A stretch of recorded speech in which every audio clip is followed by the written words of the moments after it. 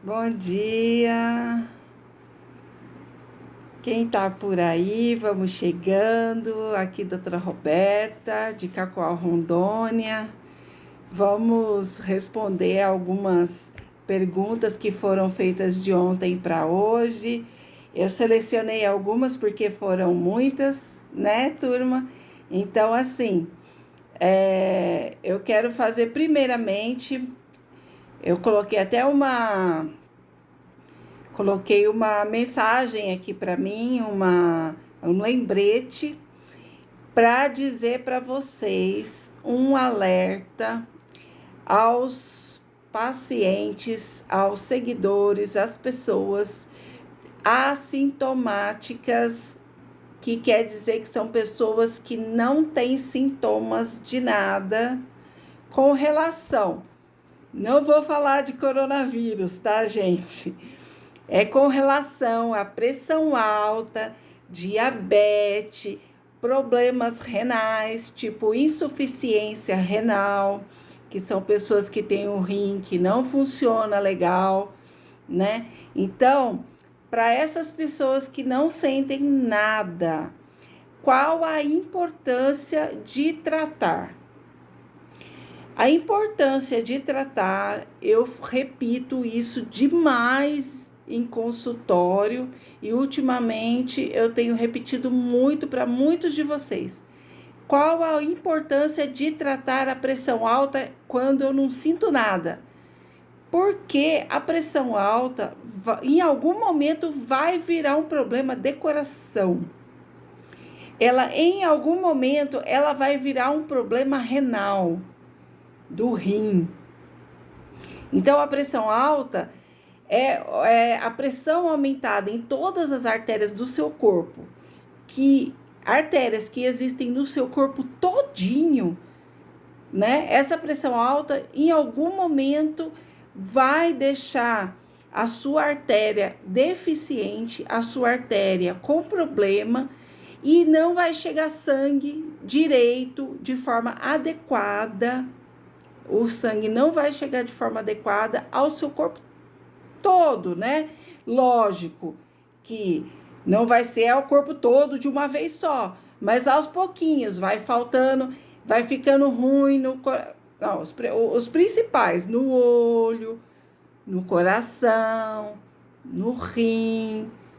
Aí, com o tempo, vocês vão perdendo funções. É lógico que não é de um dia para o outro, apesar de que, se você tiver um infarto porque teve uma pressão altíssima, pode acontecer de uma hora para outra. Mas, aos pouquinhos, aquilo vai deteriorando o seu corpo todinho, tudo. Em algum momento vai dar problema. Para os pacientes que têm diabetes, a mesma coisa. Uma hora vai detonar com o coração, vai detonar o rim, e aí dá problema. Então, tem que tomar o remédio todos os dias. É para sempre? Para sempre. Me perguntaram isso. Eu tenho que tomar o remédio de pressão sempre ou um dia eu vou me curar da pressão? Gente, primeira pergunta que eu vou falar para vocês que fizeram para mim de ontem para hoje é se tem que ser sempre. Pressão alta, a gente tem que tomar remédio sempre, né?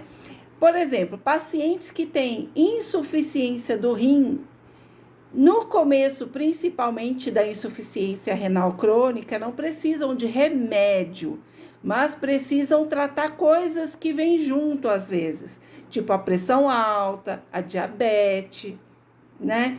Pacientes às vezes começam a inchar, então tem que diminuir o sal, regular a quantidade de líquidos. Então, são coisas que vão, medidas de dieta, medidas de atividade física também ajuda muito. Mas atividade física, gente, é ponto pacífico, é para qualquer doença, qualquer coisa que você tenha, até uma artrose. Hoje em dia a gente já sabe que para melhorar a dor no corpo, a melhor coisa é atividade física. Se você não consegue caminhar, você vai nadar, ou você vai fazer uma fisioterapia na água, né? Se você não consegue caminhar, você vai fazer um pilates, você vai fazer um RPG. Se bem que RPG não mexe muito, né? Mas força, né? É um tipo de fisioterapia que força o corpo.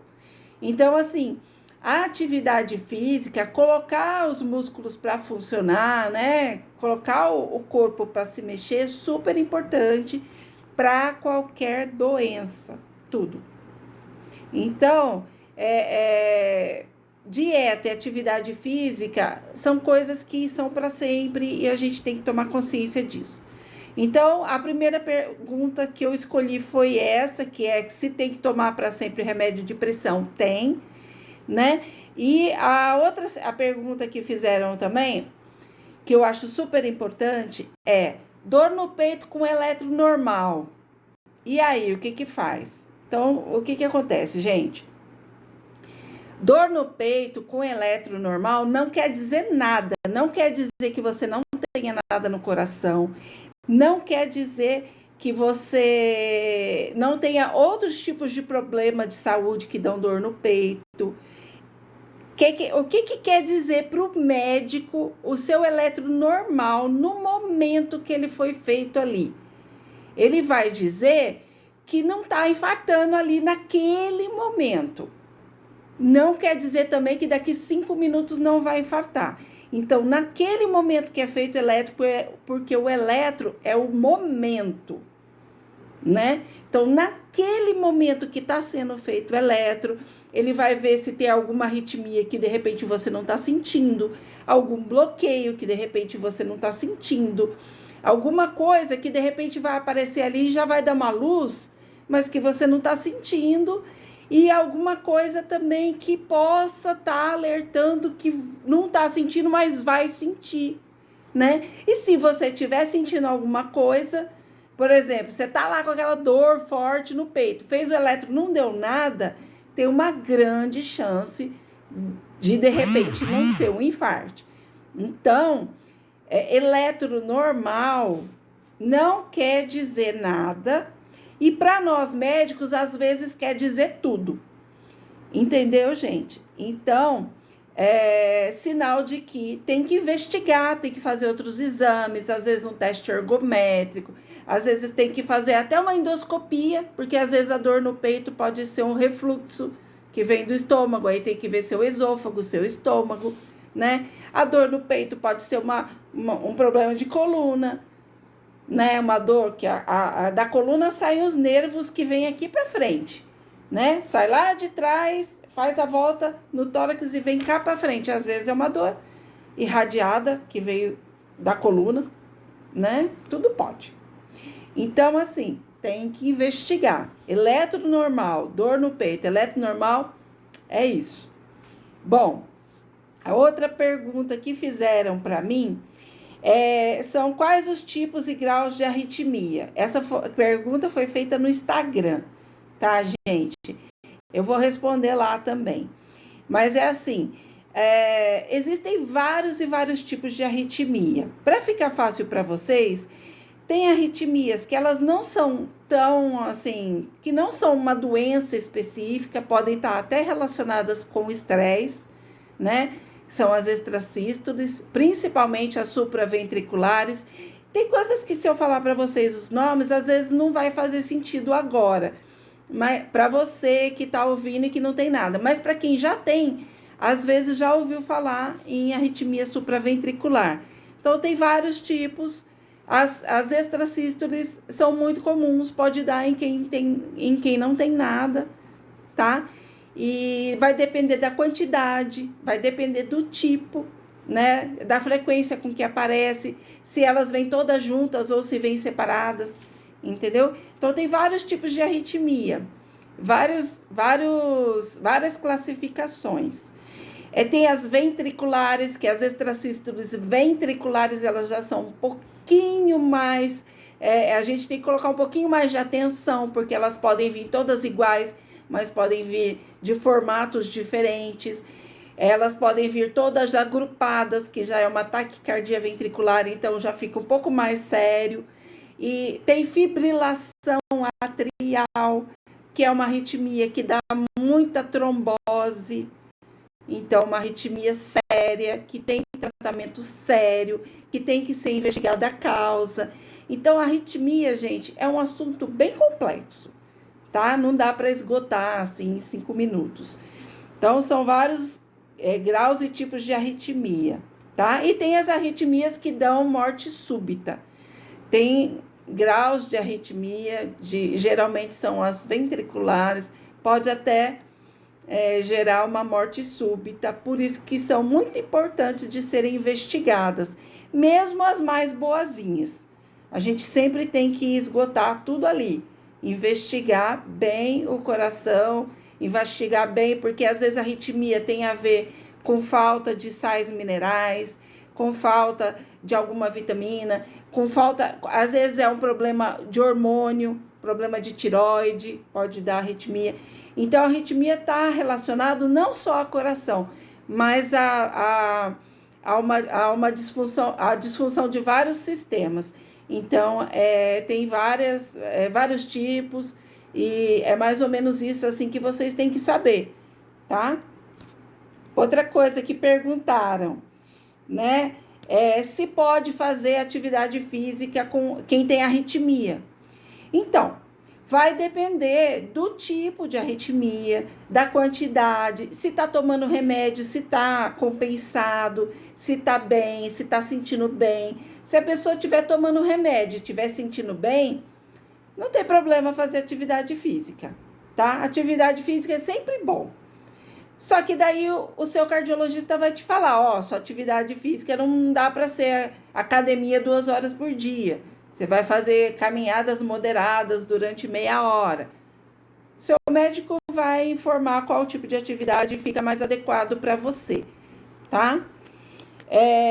Qual outra pergunta aqui? Teve uma pergunta bem específica, né? Que é a última que eu vou falar para vocês, porque ela é muito específica mesmo. É muito, assim, não é tão raro, mas é quase raro, é bem difícil de achar, se acha mais em mulheres, é mais comum em mulheres, apesar de não ser tão comum, que é quando as artérias, elas nascem em lugares diferentes do que deveria ter nascido. Assim, por exemplo, nós temos a artéria grandona do coração, que é a artéria aorta. Imagina assim, um cabo de guarda-chuva assim, né? Fazendo a voltinha indo para baixo. Então, essa artéria aorta, ela sai do coração desse jeito. E da aorta saem todas as outras artérias. Só que de que forma? Ela vai se ramificando. É como se fosse o tronco da árvore e, de repente, ela saísse uns galhos. Então, todos os galhos têm um jeito certo de sair, que quando a gente nasce, eles têm um caminho certo.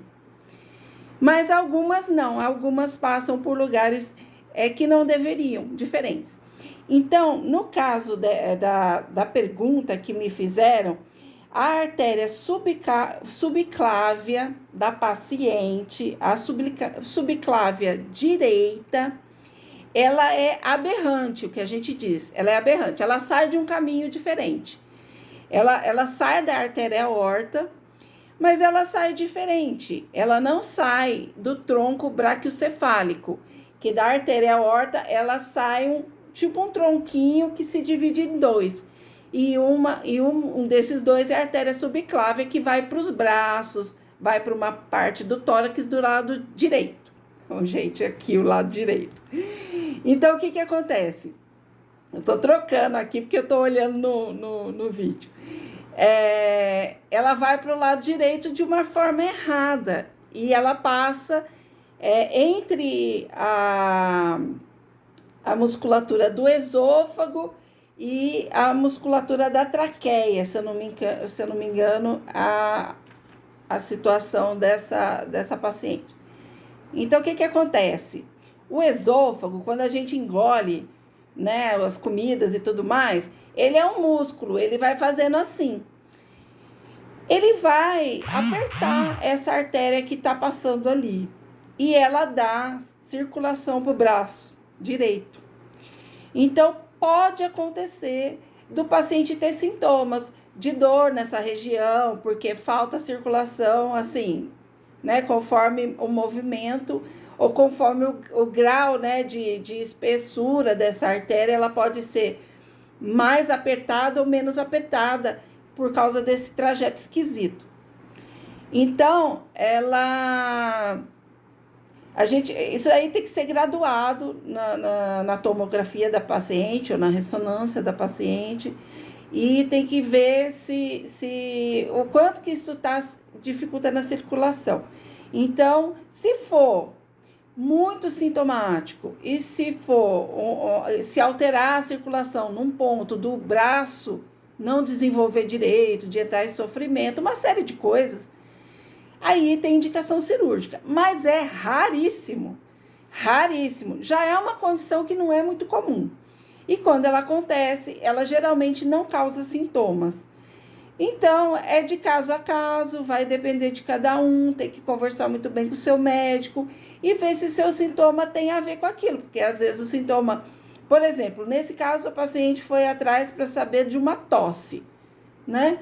Possivelmente essa tosse é por outros motivos, mais fácil do que ser por conta da artéria subclávia sendo apertada ali, sendo movimentada, tá, gente? Então, é assim, são coisas mais raras, mais difíceis de acontecer, mas como veio a pergunta, é um alerta para vocês saberem que tem coisas que vai acontecer com um ou outro, né? E então, quando você tem um sintoma que é muito recorrente, te incomoda muito, você tem que ir até o fim da investigação. Você tem que fazer, às vezes, uma tomografia, uma ressonância, um cateterismo, uma angiotomografia, uma angiorressonância, para chegar no limite de todos os exames que são possíveis, de você descartar todas as coisas possíveis. Existem casos que a gente só encontra assim, né? Tem pacientes que só descobrem o que eles têm através da genética, né? De investigar a genética. Então, gente, são muitos exames. E aí eu faço um link com o começo de tudo aqui que a gente conversou. Então, tá vendo como um eletro às vezes não fala muita coisa? O eletro, ele serve pra gente descartar muitas coisas, né? E para incluir algumas coisas. Mas um eletro normal também não descarta a possibilidade de ter problema. Certo? Então, foi isso, gente. Eu não quis fazer uma coisa muito longa. Isso é para vocês verem o potencial aqui de eu responder ao vivo para vocês e conseguir linkar uma coisa com a outra. Linkar, para quem não conhece o termo, é fazer uma conexão de uma coisa com a outra, né? Para eu poder explicar melhor, porque às vezes falando é melhor do que se eu for escrever. Às vezes, se eu escrever, eu não vou conseguir dizer tudo o que eu precisaria dizer. Aí, assim, fica mais fácil, tá ok? Então, aí, ó, continua deixando aí nos comentários as perguntas, né? Se tiver um vizinho que tem uma pergunta, alguém que você conhece que quer perguntar, coloca aí, que eu vou respondendo aos poucos, né? E dessa forma, assim, umas 5 perguntas de cada vez, para não ficar cansativo, ok? Então, gente, muito obrigada pelas perguntas e tudo mais. Se vocês puderem dar like aí, se vocês puderem compartilhar, essas coisas que o Facebook gosta, para poder esparramar a informação para as pessoas, poder ajudar outras pessoas, é interessante, ok? E eu vou ver se eu consigo passar o que eu passei aqui para vocês um pouquinho lá no Instagram também, se o tempo permitir. Tá certo? Um grande abraço e até mais.